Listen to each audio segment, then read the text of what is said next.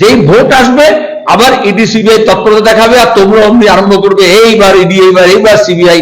কিন্তু যারা আগে নারদা কাণ্ডে দেখেছি, সারদা কাণ্ডে দেখেছি, চিটফান্ডের কাণ্ডে দেখেছি এবং শিক্ষক নিয়োগে দুটি দেখেছি, একে একে আবার জামিনও পেয়ে যায়। এবং যারা জামিন পায় তারপরে সিবিআই আর তাদের নামে গিয়ে নতুন করে জামিন বাতিলের জন্য কোনো আবেদনও করে না।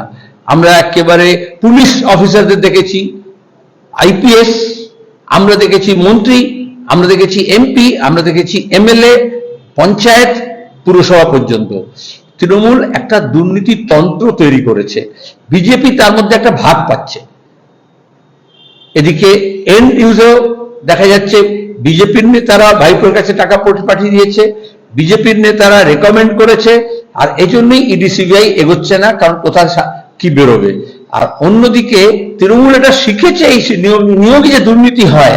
আগে তো বামফ্রন্ট সরকার ছিল, স্কুল সার্ভিস কমিশন হতো, মাদ্রাসা সার্ভিস কমিশন হতো, কলেজ সার্ভিস কমিশন হতো, প্রাইমারি থেকে বিশ্ববিদ্যালয় পর্যন্ত নিয়োগ হতো, তখন তো এরকম চাকরি নিলামের ব্যবস্থা ছিল না। একদিকে মমতা ব্যানার্জি সিপিএম এর নামে উকিলদের নামে গালাগাল দিচ্ছেন, যারা কেস করেছে তাদেরকে শত্রু বানাচ্ছেন, আর যারা চুরি করেছে তাদেরকে তিনি রক্ষা করছেন।